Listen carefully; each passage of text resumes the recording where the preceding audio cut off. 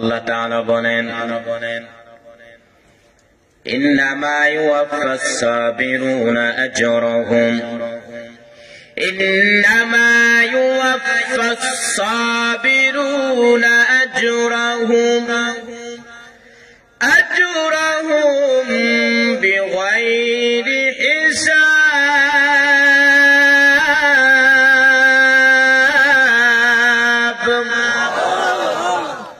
আল্লাহ তাআলা বলেন যারা ধৈর্য দান করবে আমি আল্লাহ ওই বান্দাদেরকে বিনা হিসাবে জান্নাত দান করব। এরে নবীর উম্মতের দল ধৈর্য দৃষ্টান্ত কায়েম করলেন আল্লাহর পয়গম্বর হযরত ইব্রাহিম আলাইহিস সালাতু ওয়াস সালাম। ঠিক নি? ধৈর্য দৃষ্টান্ত কায়েম করলেন আল্লাহর পয়গম্বর হযরত ইসমাঈল আলাইহিস সালাতু ওয়াস সালাম। ধৈর্য দৃষ্টান্ত কায়েম করলেন আল্লাহর পয়গম্বর হযরত আইয়ুব আলাইহিস সালাতু ওয়াস সালাম। আইয়ুব নবী টাকা পয়সা অভাব নাই, সন্তানের অভাব নাই, শয়তান দেখিয়া মাথা গরম, কিন্তু আইয়ুব আলাইহিস সালাম এমন ভাবে একটা সৃজন করলেন যেন একটা সেকেন্ড আমার ঘরে আল্লাহর জিকির ছাড়া যেন না যায়। শয়তানের মাথা গরম হয়ে গেল, এত ইবাদত আইয়ুব করবেটা কেমন করে হয়? আল্লাহ গো, তোমার একটু সম্পদের মায়ে পড়ে তোমার ইবাদত করে, তোমার একটু সন্তানের মায়ে পড়ে তোমার ইবাদত করে। আল্লাহ কয় না, আইয়ুব যে ইবাদত করে একমাত্র আমার মহব্বত আর ধৈর্যের সাথে ইবাদত করে। বলে না না, কয় দেখ আমি পরীক্ষা করি, সব সম্পদ গুলা আগুনে জ্বালায় দিন। আইয়ুব নবী কাছে ইবলিস কইরা আইয়ুব আর আল্লাহকে ডেকে লাভ নাই, কারণ তোমার সব সম্পদ আগুনে পুড়ে ছাই। আইয়ুব নবী মুনাজাত করেন আলহামদুলিল্লাহ। ইবলিস বলে নাউযুবিল্লাহ, বলবা আলহামদুলিল্লাহ কেন?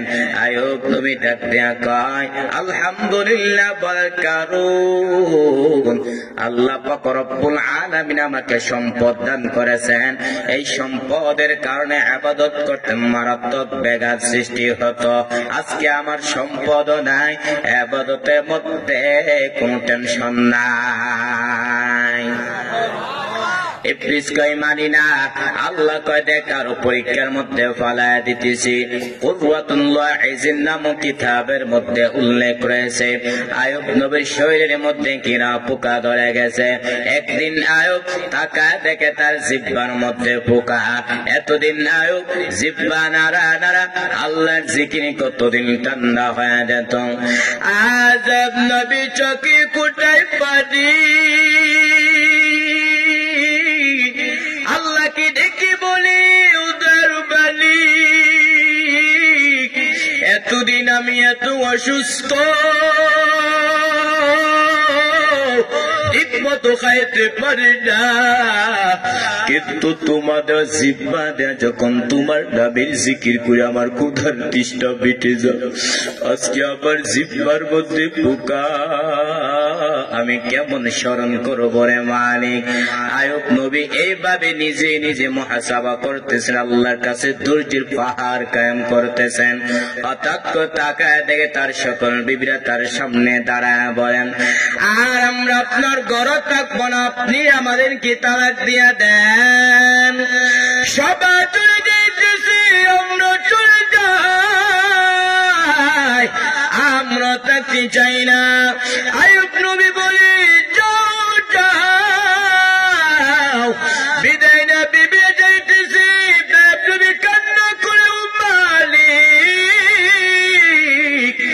দুনিয়াতে সন্তান যদি মার কাছে বাবার কাছে আশ্রয় নেই, আবার বাবা সন্তানকে পাহাড় করে মায়ের কাছে আশ্রয় নেয়, কিন্তু শেষ পর্যন্ত প্রত্যেকটা মানুষের জীবনের আপন হতার আদরের বিবি ছাড়া কেউ না। ওদের মানে আজ আমার বেবিরা আমার কাছে চলে যেতেছে। আল্লাহ, আমার মনে কোনো কষ্ট নাই, তোমার কাছে অনুরোধ, তুমি আমাকে ছেড়ে দিও না রে মালিক। দুনিয়া সব আমাকে ছেড়ে চলে যাও, আপনি আমাকে ছেড়ে দিয়েন না রে মালিক। আয়ুব নবী এই কথা অন্তর দিয়ে বলে চোখ বেবি পানি ফোঁটাগুলো গালবি পড়তেছে। হঠাৎ করে টাকা দেখি তারপর কিনারে একমাত্র বিবি ইউসুফ নবীর কন্যা রহমা আয়ুব নবীর পানি কিনারায় বসে বসে কান্না করে। আয়ুব নবী বলে সবাই চলে গেছে, তুমি কেন যাও নাই কেন বিবি? রহমান আবু বিবি পাগল কান্না করি আর বলে পয়গম্বর আমার বাবা ইউসুফের কন্যা কিন্তু আবার তো এমন কোন আমল নাই। ওই যে হাসরের মাঠটা কেমন একটা পরিস্থিতি হবে, সূর্যের গরমে সহ্য করা যায় না, আমার জমিনে গরমে দাঁড়ানো যায় না। মুসা নবী কাঁদবেন আর বলবেন আল্লাহ আমারে বাঁচাও। মুসা নবী কাঁদবেন আর বলবেন আল্লাহ আমারে বাঁচাও। ঈসা নবী কাঁদবেন আর বলবেন আল্লাহ আমারে বাঁচাও। আম্মা আয়েশা বলবেন নবী তখন আপনি কি করবেন? আপনি তো দুজাহানের নবী, মায়ার নবী বলবেন আয়েশা আবার আল্লাহ আমাকে আদেশ করবেন নবী আপনি আর কাঁদবেন না, আপনার একটা উম্মতের জাহান্নামে দেওয়া হবে না, আপনি দরিয়া দরিয়া তাদেরকে জান্নাতে দিকে নিয়ে যান। আম্মা আয়েশা বলবেন নবী কোটি কোটি মানুষের মধ্যে আপনার উম্মতকে আপনি বাছাই করবেন। মায়ার নবী বলবেন ও আয়েশা আমার উম্মত যারা 5 বেলা উযু করিয়া 5 ওয়াক্ত নামাজ পড়েছে ওদের উযুর অঙ্গগুলো কিয়ামতের ময়দানে ধরে আলোতে ঝলমল করতে থাকবে। আমি নবী ওদেরকে দরিয়া দরিয়া তাদেরকে জান্নাতে দিয়ে নিয়ে যাব। রহমান আবু বিবি পাগল কান্না করি আর বলো পয়গম্বর আমার বাবা ইউসুফের কন্যা কিন্তু আমার তো এমন কোন আমল নাই। ওই দিন যদি আমি রহিমাকে আল্লাহ কার্ডদার করাবো, রহিমা কি বললি এসেছো, আমি বলবো আল্লাহ আমার এমন কোন আমল নাই, তবে আমি আপনার আদরের পয়গম্বর আয়ুব নবীর স্ত্রী ছিলাম। আল্লাহ হয়তো মায়ের নজর দিয়া তাকাইয়া আমি রহিমাকে আল্লাহ মাফ করে দিতে পারে। এর নবীর উম্মতের দল তারা যেমন ভাবে ধৈর্য ধারণ করেছেন, যদি আমি আপনি ধৈর্য ধারণ করতে পারি তাহলে আমার আপনার পক্ষে সম্ভব। এই যে 2টা মূলনীতি বললাম, 1 নম্বরে যেই বান্দা দুনিয়ার লাইনে ব্যবসা করতে চায় ওই ব্যক্তির যেমন ভাবে জ্ঞান থাকা জরুরি, ঠিক তেমন ভাবে যেই বান্দা দিনের উপর চলতে চায় ওই ব্যক্তি যিনি সম্পর্কে জ্ঞান থাকতে হবে। 2 নম্বরে যেই বান্দা দুনিয়ার লাইনে ব্যবসা করতে চায় ওই ব্যক্তি যেমন ভাবে পুঁজি থাকা জরুরি, ঠিক তেমন ভাবে আমার আপনার নামাজ, আমার আপনার রোজা, আমার আপনার হজ, আমার আপনার যাকাত আল্লাহর কাছে কবুল হতে হলে ঈমান লাগবে কিনা? আর জোরে বলেন। এর নবীর উম্মতের 3 নাম্বার হলো যে বান্দা ব্যবসা করতে চায় ওই ব্যক্তি যেমন ভাবে চেষ্টা থাকা জরুরি, ঠিক তেমন ভাবে যেই বান্দা নামাজ পড়তে চায় ওই ব্যক্তি জন্য চেষ্টা লাগবে কিনা? আর জোরে বলেন। আর যখন আমি আপনি চেষ্টা করতে পারবো আমার আল্লাহ আবার আপনার জন্য রাস্তা দেখাবে কিনা? আল্লাহ তাআলা বলেন ওয়াল্লাযীনা জাহাদু ফীনা লানাহদিয়ান্নাহুম সুবুলানা ওয়া ইন্নাল্লাহা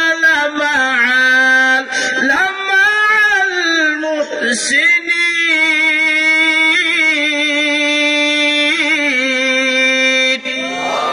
আল্লাহ বলেন যারা আমি আল্লাহকে আমাকে পাওয়ার উদ্দেশ্যে চেষ্টা করবে, আমি আল্লাহ ওই বান্দার জন্য অনেক রাস্তা দেখায় দেব। এরে নবীর উম্মতের চেষ্টা করেছেন ইমামে আজম আবু হানিফা, চেষ্টা করেছেন ইমামে শাফি রহমাতুল্লাহি আলাইহি, চেষ্টা করেছেন ইমামে আহমদ বিন হাম্বল, চেষ্টা করেছেন ইমামে মালিক। তারা কত বড় বুজুর্গ। এরে নবীর উম্মতের ছোট্ট একটা ঘটনা বলতেছি, ভালো করে শ্রবণ করেন। জামানার কুতুব ইমাম মালিক রহমাতুল্লাহি আলাইহি 70 বছর বান্দা মদিনা বদ্রি কাটায়, কিন্তু একটা পা জুতা পা পরিধান করেন না। প্রশ্ন করা হলো ইমাম মালিক, 70টা বছর তুমি বান্দা মদিনার মধ্যে কাটাও, কিন্তু তুমি জুতা পায়ে পরিধান করো নাই কেন? ইমাম মালিক বলেন, আমি নবীর বড় আশিক, আমি যখন মদিনার অলিগলিতে জুতা লাগাইয়া হাঁটি, আমি নাকটা লাগা দেখি পয়গম্বরের রওজা গেরান আমার নাকে লাগতেছে। ইমামুল আউয়ালিন আখিরিন বহর সাদাকা রাহমাতান লিল আলামিন, শুধু জুদাস রাহমাতান লিল আলামিন, মসজিদে ও শুধু হামারু এ জমিন। আলোচনা কি চলবে? শেষ করে দেই। আরে নবীর উম্মতের দল ওই ইমাম মালিক রহমাতুল্লাহি আলাইহি কেমন নবীর বড় আশিক। ইমাম মালিক 70 বছর বান্দা মদিনার মধ্যে কাটা, ইচ্ছা করলে বান্দা মদিনা থেকে মক্কায় গিয়ে বান্দা বছর বছর হজ পালন করতে পারে, ইচ্ছা করলে বান্দা মদিনা থেকে মক্কায় গিয়ে বান্দা বছর বছর উমরা পালন করতে পারে। কিন্তু এত সুযোগ থাকার পর ইমাম মালিক তিনি মদিনা থেকে মক্কা যায় না। ইমাম মালিক তার দিনের বুড়ো তামান্না, আমি যদি মদিনা থেকে মক্কা হজ করতে যাই, আর ওকে যদি আবার ইন্তেকাল হয়, আমি তো মদিনার পাশে থাকতে পারবো না। এর নবীর উম্মতের দল একদিন ঘুমের করে ইমাম মালিকের সাথে নবীর মুলাকাত হয়ে গেছে। ইমাম মালিক নবীর সাথে কথা বলা শুরু করে দিলেন। ইমাম মালিক বলেন, ওগো আল্লাহর নবী, আজকে আপনার সাথে আবার অন্য কোন বিষয়ে কথা না। ও পয়গম্বর, আপনি আমাকে জানায় দেন আমার হাতটা কত? নবী আমার ডান হাত উঁচু করে 5টা আঙ্গুল দেখাইছে। দেখানোর পরে ইমাম মালিকের ঘুম ভেঙে গেছে। ইমাম মালিক টেনশনের মধ্যে পড়ে গেলেন। নবী আবার 5টা আঙ্গুল কি বুঝাইছে? 5টা বছর নাকি 5টা দিন নাকি 5টা মাস? ইমাম মালিক টেনশনের মধ্যে পড়ে গেলেন। ইমাম মালিক তার খাদেমকে বললেন, খাদেম জলদি করে আল্লামা ইবনে সিরিনের কাছে যাও, তার কাছে গিয়ে স্বপ্নের ব্যাখ্যা জানো, তবে আমার নাম ইমাম মালিক বলবা না। খাদেম দৌড়াইয়া আল্লামা ইবনে সিরিন কি সুন্দর করে সালাম দিল আর বলতে লাগলো, এক আল্লাহর বান্দার সাথে ঘুমের মধ্যে নবীর মুলাকাত। ওই আল্লাহর বান্দা নবীকে প্রশ্ন করলেন, ওগো আল্লাহর নবী, আমার হাতটা কত আপনি জানায় দেন। নবী আমার ডান হাত উঁচু করে 5টা আঙ্গুল দেখাইছে। এবার আপনি স্বপ্নের ব্যাখ্যা করেন, 5টা বছর নাকি 5টা দিন নাকি 5টা মাস?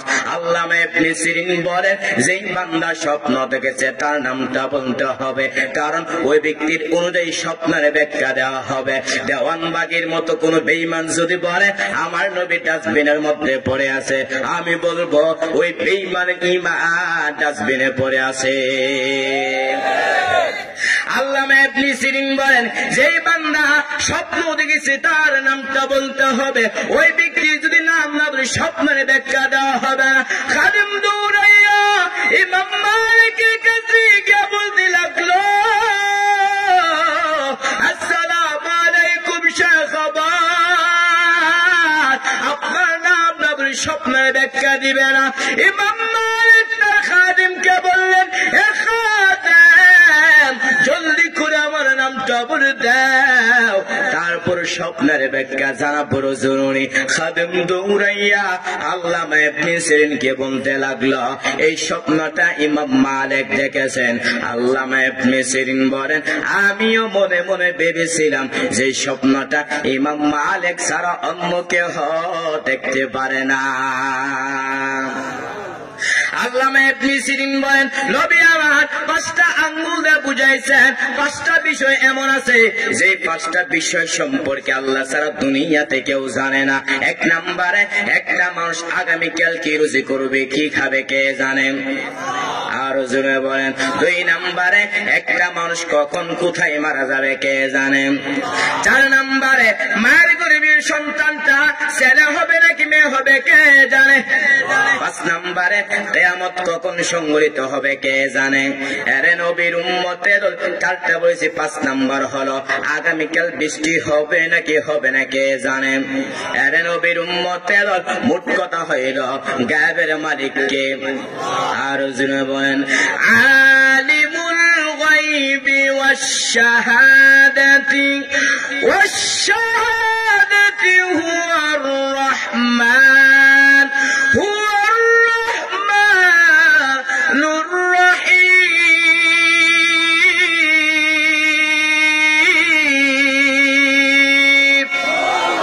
আল্লাহ বললেন, ও পয়গম্বর, আপনি মানুষদেরকে জানায় দেন গায়েবের মালিক একমাত্র আমার আল্লাহ। এরে নবীর উম্মতের এই স্বপ্নের ব্যাখ্যা জানানোর পর ইমাম মালিক তিনি মদিনা থেকে মক্কায় যায় না। ইমাম মালিক তার দিনের গুরুত্ব মান্না, আমি যদি মদিনা থেকে মক্কা হজ করতে যাই আর যদি আমার ইন্তেকাল হয়, আমি তো মদিনাওয়ালা পাশে থাকতে পারবো না। এরে নবীর উম্মতের তারা যেমন ভাবে নবীকে মহব্বত করেছে, নবীও কি তাদের প্রতি কি কোনো কম মহব্বত ছিল নাকি? আরো জোরে বলেন।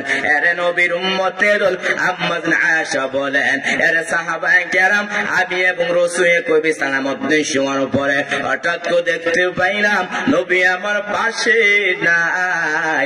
নবীকে খুঁজার জন্য হাঁটতে হাঁটতে গিয়ে দেখলাম নবী আমার জান্নাতুল বাকির মধ্যে যাইয়া উম্মতের মাগফিরাত কামনা করতেছেন। আর আল্লাহ কি বলতেছেন, ইন তুআযিবহুম ফাইন্নাহুম ইবাদুক ওয়া ইন তাগফির লাহুম ফাইন্নাকা আনতাল আজিজুল হাকীম।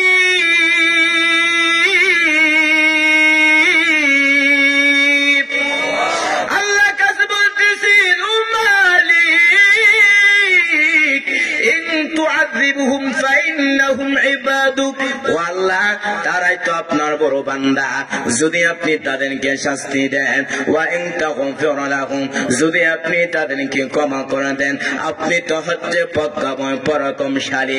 এরে নবীর উম্মতের দল, যেই নবী আমার আরামের ঘুমকে হারাম করিয়া জান্নাতুল বাকির মধ্যে যাইয়া উম্মতের মাগফিরাত কামনা করে, ওই নবীর সুপারিশ তারা কি জান্নাতে দেওয়া সম্ভব হবে? আরো জনে বলেন, অগা নবীর উম্মতেরা হয়ে দিশাহারা, কোরআন হাদিসের চলো যখন যাহা চাই মনে, নবী বিনে কে তোরবে ফুল সিরাত মিজানে, নবী বিনে কে তোরবে ফুল সিরাত মিজানে। নবী আমার জীবন ভরে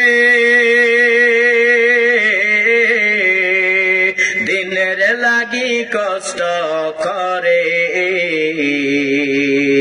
দান দান শহীদ করিল, দান দান শহীদ করিল উহুদের ময়দানে, নবী বিনে কে দৌড়াবে ফুল সিরাত মিজানে, নবী বিনে কে দৌড়াবে ফুল সিরাত মিজানে।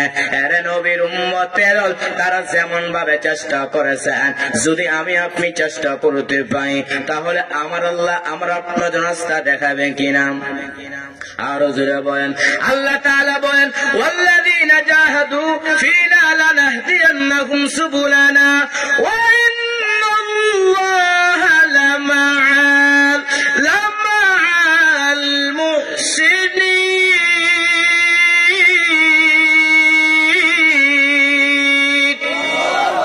বলেন, যারা আমি আল্লাহকে পাওয়ার উদ্দেশ্যে চেষ্টা করবে, আমি আল্লাহ ওই বান্দার জন্য অনেক রাস্তা দেখায় দেব। এরে নবীর উম্মতের এই তিনটা মূলনীতি আলোচনা শেষ করব।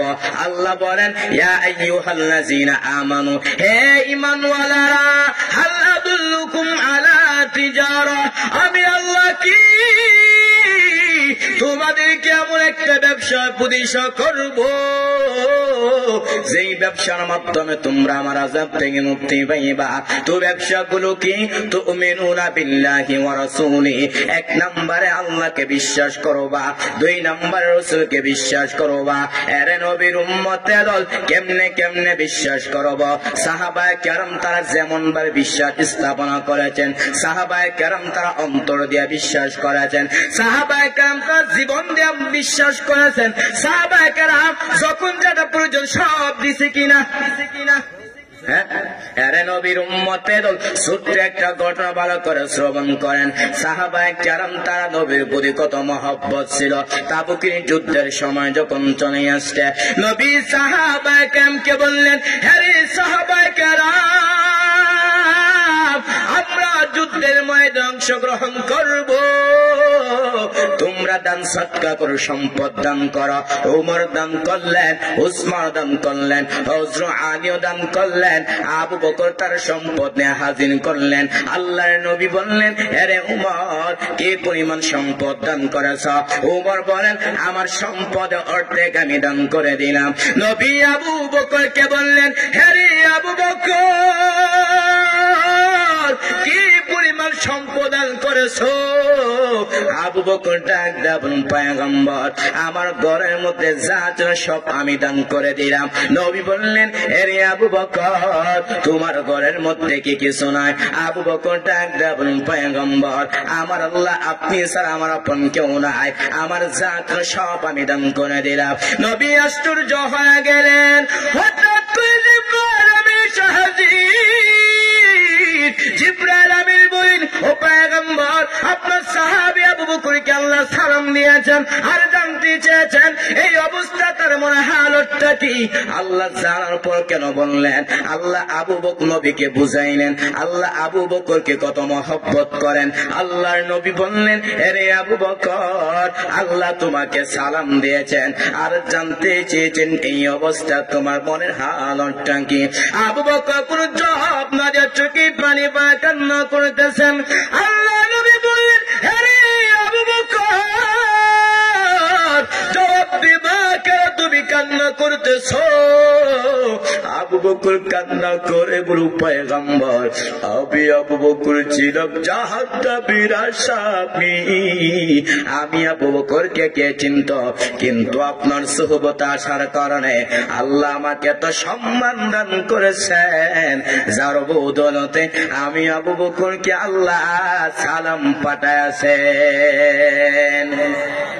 আরে নবীর উম্মতের শুধু সাহাবায়ে কেরাম একজন না, লক্ষ লক্ষ সাহাবায়ে কেরাম তারা নবীর জন্য কত আশিক ছিল। ঘটনা শুনবেন, আরো জোরে বলেন। নবী আমার একদিন শীতের মধ্যে হুজরা শরীফ থেকে বের হয়েছেন। হঠাৎ একজন সাহাবী দেখতেছেন, যে সাহাবী নবীর কামরার সামনে দাঁড়াইয়া শীতের মধ্যে দর দর করে কাঁপতেছে। সামান্য একটু কাপড় দিয়ে লজ্জাস্থানটা ডাইকা শীতের মধ্যে দর দর করে কাঁপতেছে। নবী ওই সাহাবীকে বললেন, কে রে তুমি? ওই সাহাবী ডাক দেন, পয়গম্বর, ওগো আল্লাহর নবী, ইসলাম গ্রহণ করার পূর্বে আমার নামটা ছিল আব্দুল উজ্জা। ও পয়গম্বর ইসলাম গ্রহণ করার পর আমার নামটা রেখে দিয়েছেন আব্দুল্লাহ, আমি হলাম সেই আব্দুল্লাহ। নবী বললেন আমার আব্দুল্লাহর বাপ চাচাতো ধনী, সকাল বেলা একটা কাপড় পরিধান করে, বিকালে আরেকটা কাপড় পরিধান করে, কিন্তু এখন তো দেখা যাচ্ছে আমার আব্দুল্লাহর গায়ে একটা কাপড় নাই, শুধু একটা কাপড়ের টুকরা দিয়ে লজ্জাস্থান দাঁড়াইকা শীতের মধ্যে ধর ধর করে কাঁপতেছে। তার কারণটা কি? ওই সাহাবীটা বলেন ও গো নবী, আমি কি আপনার দরবারে আসজ করে নবী? আমার চাচা বলেছে আব্দুল্লাহ মুহাম্মদের দরবার ছাড়তে হবে, নতুবা আমার দরবার ছাড়তে হবে। আমি বললাম এরে চাচা যান, আমি সব ছাড়তে পারি কিন্তু মায়ার নবী দরবার ছাড়তে পারবো না। এই কথা বলার পর আমার চাচা বলে আব্দুল্লাহ যেহেতু মুহাম্মদের দরবার ছাড়তে পারবো না, তাহলে কাপড়গুলো দিয়ে যাও। উদ্দেশ্য হলো আমি উলঙ্গ হলে লজ্জাস্থান ঘর থেকে বের হতে পারবো না। আমার মাকে বললাম মা, এরে আমার মা যান, আমাকে একটা কাপড় টুকরা দে। ওই কাপড় টুকরা দিয়া লজ্জাস্থানটা ডাইকা নবীকে যদি একটা নজর দেখতে পারি জীবনের কোন আকাঙ্ক্ষা থাকবে না। ও পয়গম্বর এই কথা বলার পর আমার আম্মা আমাকে একটা কাপড় দিল, সেই কাপড়ের টুকরা দেয়া লজ্জাস্থানটা ডাইকা আপনার সামনে দাঁড়িয়ে আছে আপনাকে একটা নজর দেখার জন্য। নবী আমার ওই সাহাবীর কথা শোনার পর নবীজির চোখ দিয়ে টপ টপ করে পানি পড়তেছে। নবী বললেন আব্দুল্লাহ আমার কাছে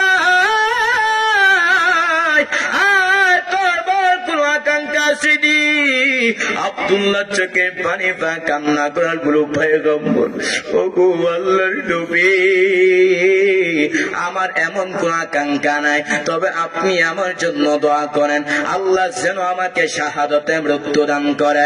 নবী আমার ওই সাহাবীর জন্য যখন দোয়া করলো, হঠাৎ কোন একটা যুদ্ধ আসলো। আব্দুল্লাহ রাস্তার মধ্যে দুনিয়া চাইনা বিদায় হয়ে চলে গেছেন। নবী সাহাবা কেমকে বললেন হে আবু সাহাবায়ে কেরাম, এ তোমরা আমার আব্দুল্লাহকে গোসল করাও, আমি জুনুস আব্দুল্লাহ জানাজাটা পড়াইব। সাহাবায়ে কেরাম আব্দুল্লাহকে সুন্দর করে গোসল করানোর পর নবী আমার ওই সাহাবীর জানাজাটা পড়াইছে। জানাজা পড়ানোর পর সাহাবায়ে কেরাম আব্দুল্লাহ লাশটা নিয়ে যখন কবরের মধ্যে উপস্থিত হয়ে গেলেন, নবী সাহাবায়ে কেরামকে বললেন হে সাহাবায়ে কেরাম, কে তোমরা কবরের মধ্যে প্রবেশ করবে না? নবী আমার ওই কবরের মধ্যে প্রবেশ করার পর সাহাবায়ে কেরাম কি বললেন হে সাহাবায়ে কেরাম, এ তোমরা আমার আব্দুল্লাহ লাশটা আমার হাতে দাও। নবীর হাতে আব্দুল্লাহ লাশটা দেওয়ার পর নবী আমার লাশটা আকাশে উঁচু কইরা বলতেছেন ও মালিক, আমিও আব্দুল্লাহ আপন সন্তুষ্ট হইলাম, তুমিও তার উপর সন্তুষ্ট হয়ে যাও। মরণের চিঠি যখন আসবে আমার, কালেমার তালকিন দিও বারে বার, প্রাণ ভরে দেখিবা চেহারা তোমায়, দেখে নাও রওজা তোমায়। রাসূলুল্লাহ কি উপায় হবে আমার, হাবিবুল্লাহ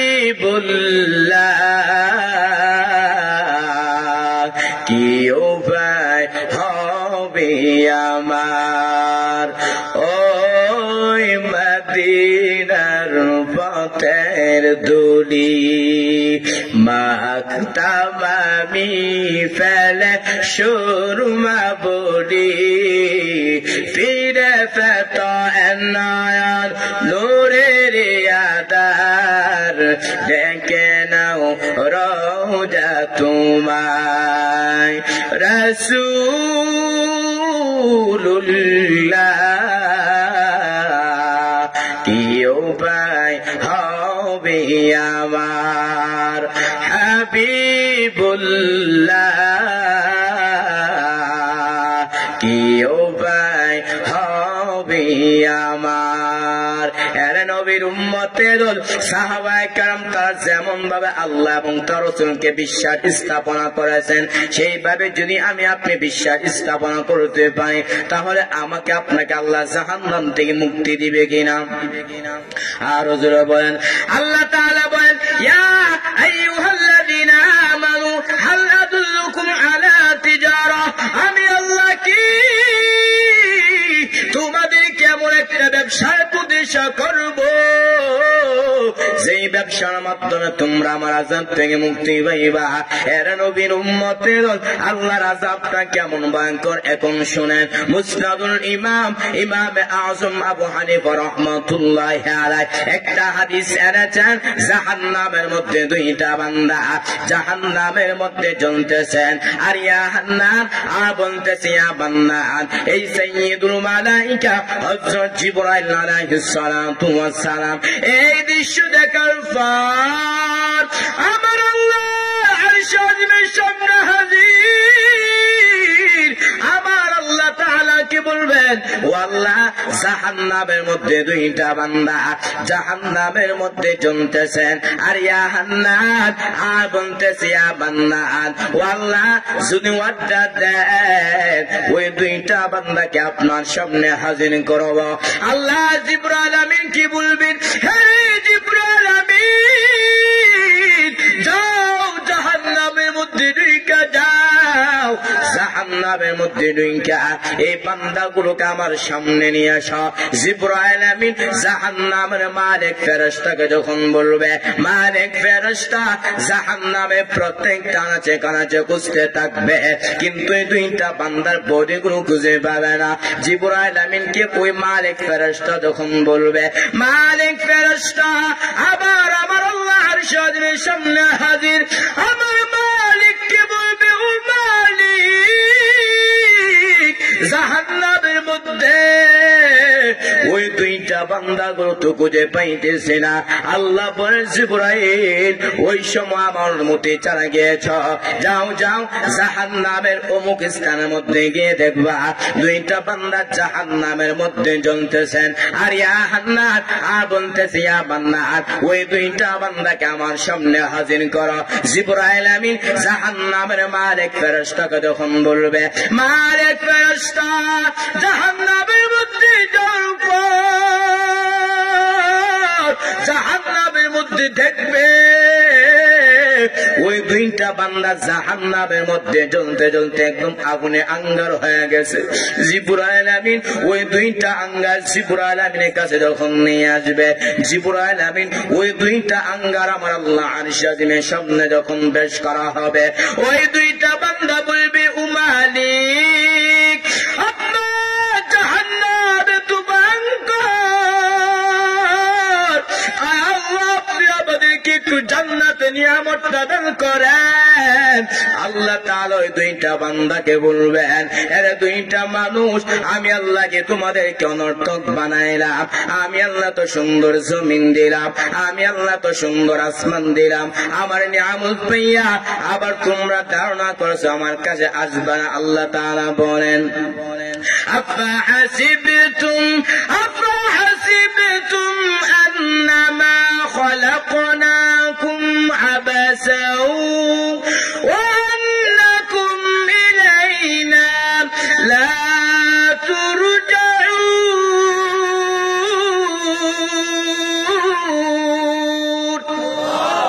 আল্লাহ বলবেন, এরা দুইটা মানুষ তোমরা কি ধারণা করছো আমার কাছে আসবা না? আমি আল্লাহকে তোমাদের অনর্থক বানাইলাম, আমি আল্লাহ তোমাদের অনর্থক জমিন দিলাম, আমি আল্লাহ এত সুন্দর খাবারের ব্যবস্থা দিলাম, এইগুলো এমনি এমনি না না। আল্লাহ তাআলা বলেন, ওয়ামা খালাকুতুল জিন্না ওয়াল ইনসা ইল্লা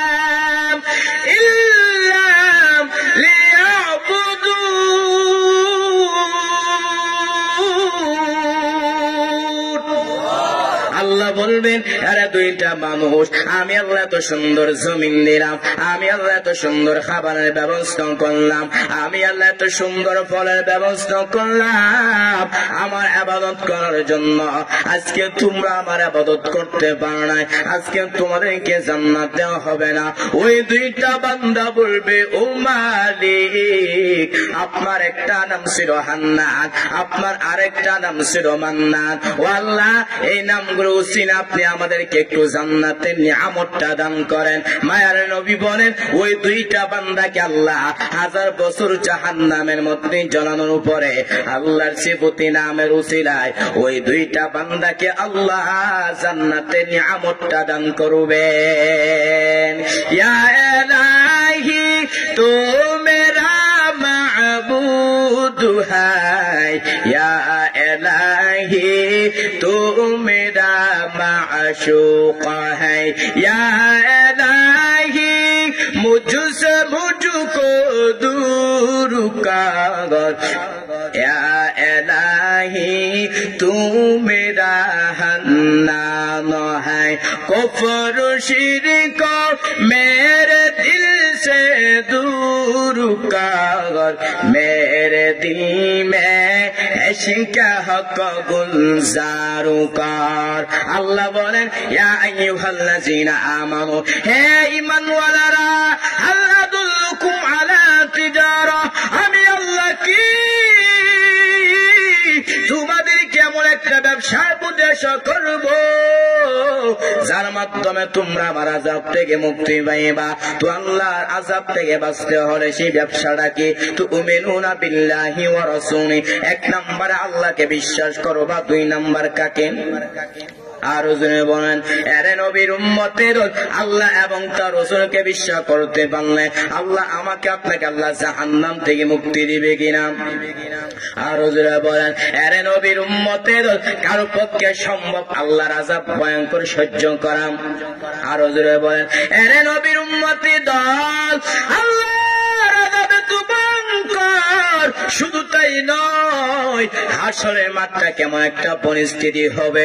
বর্তমানে একটা সূর্য 30 কোটি 9 লক্ষ আমার উপরে সূর্য, কিন্তু এখন সূর্য নাই। হাসরের ময়দানে আল্লাহ সূর্যকে বলবে, সূর্য তোর যত তাপ আছে তুই জমিনের মধ্যে ছেড়ে দে। সূর্যের তাপে জমিন হয়ে যাবে তামা, গুনাহগারে মগজ বারের রাতে মারের মতো ঠাস ঠাস করে বেঁচে যাবে। শুধু তাই না, অপর দিকে জাহান্নাম কঠিন হুঙ্কার মারে। আল্লাহ তাআলা বলবেন, আরে ফেরেশতার দল, তোমরা জাহান্নামকে ভালোভাবে আঁকড়ে ধরো। 70,000 রহমতের ফেরেশতা জাহান্নামকে ধরতে পারে না। জাহান্নাম বিকট আওয়াজ দেয়, জাহান্নামের আওয়াজে হাসরের ময়দানটা থরথর করে কেঁপে উঠবে। আমার আপনার নবী, মায়ের নবী সেজদায় পড়ে কাঁদবেন আর বলবেন, আল্লাহ আপনি জাহান্নামকে ফেরায় দাও, আমার একটা উম্মত জাহান্নামে গেলে আমি মুহাম্মদ আপনার তুমি জান্নাতে যাব না। আল্লাহ বলবেন, ও পয়গম্বর, ওয়ালা সাউফা ইউতিকা রাব্বুকা ফাতারদা, ও পয়গম্বর আমি আল্লাহ আপনাকে বেজান করব না, আমি আল্লাহ আপনার একটা উম্মত জাহান্নামে দেব না। আমার আল্লাহ তাআলা কুদরতি হাতের মাধ্যমে সামান্য একটু পানি দিয়ে ফেরেশতাদেরকে বলবে, আরে ফেরেশতারা তোমরা জাহান্নামে গিয়ে পানিটা ছিটা দাও। ফেরেশতা যখন জাহান্নামে গিয়ে পানিটা ছিটা দিবে, জাহান্নাম পিছনে বাড়তেছে পিছনে বাড়তেছে। ফেরেশতা বলবে, রে মালিক এটা কেমন পানি দিছ? এটা কি বেহেশতের পানি নাকি জমজমের পানি নাকি কাউসারের পানি? আল্লাহ বলবে, না রে ফেরেশতারা, এটা জমজমের পানিও না, এটা কাউসারের পানিও না, এটা বেহেশতের পানিও না, ওই পানিটা হলো আমার আখির জামানার পয়গম্বরের উম্মতের চোখের পানি। অর্থাৎ চোখের পানি ফেলা কান্না করতে পারলে আল্লাহ জাহান্নাম থেকে মুক্তি মুক্তি দিবে কিনা? আল্লাহ অবশ্যই জাহান্নাম থেকে মুক্তি দিবে। এজন্য তিনটা মূলনীতি বলেছিলাম। 4 নাম্বার মূলনীতি বলে আলোচনা শেষ করব। 4 নাম্বার মূলনীতি হচ্ছে যারা দুনিয়ার লাইনে সেক্টরে ব্যবসা করতে চায় এরা মৌসুমের প্রতি তার খেয়াল রাখতে হবে, ঠিক না? সামনে রমজান আসতেছে, যারা ইফতার বানায় তাদের আগের থেকে প্রস্তুত যে সামনে রমজান আসতেছে, না খায় না ঘুমায়, কমপক্ষে ইফতারে কি করতে হবে? ভালো করে ব্যবসা করতে হবে। ঠিক তেমন ভাবে আমি আপনি ইমানদার বান্দা, আমার আপনার চিন্তা ফির করতে হবে সামনে রমজান আসতেছে। এজন্য নবীজি বলেন যখন রজবের চাঁদ দেখতো তখন নবীজি বলতেন আল্লাহুম্মা বারিক লানা ফি রজব ওয়া শাবান ওয়া বাল্লিগনা রমাদান। হে আল্লাহ, আপনি আমাদের কি রজব এবং শাবানের মধ্যে বরকত দেন, ওয়া বাল্লিগনা রমাদান, এবং আপনি আমাদের কি করেন? রমজানে পৌঁছায় দেন। অতএব তাদের যে চিন্তাধারা ছিল, যে মূলনীতি ছিল, তারা যেমন ভাবে আমরা আপনার পুষ্টি গ্রহণ করতে হবে কিনা চিন্তা ফির করতে হবে। অর্থাৎ 4টা মূলনীতি বলেছিলাম, আবার সংক্ষিপ্ত আকারে বলতেছি। 1 নম্বরে যেই বান্দা ব্যবসা করতে চা ওই ব্যক্তি তার সর্বপ্রথম তার দায়িত্ব হচ্ছে জ্ঞান থাকতে হবে। নাম্বার 2, ঠিক তেমন ভাবে যেই বান্দা দিনের উপর চলতে চা ওই ব্যক্তি দিন সম্পর্কে কি থাকতে হবে? জ্ঞান থাকতে হবে। নাম্বার 2, দুনিয়ার লাইনে যেই বান্দা ব্যবসা করতে চা ওই ব্যক্তির পুঁজি থাকতে হবে। ঠিক তেমন ভাবে আমার আপনার নামাজ, আমার আপনার রোজা, আমার আপনার হজ, আমার আপনার যাকাত আল্লাহর কাছে কবুল হতে হলে আপনার ঈমান থাকতে হবে। নাম্বার 3, দুনিয়ার লাইনে ব্যবসা করতে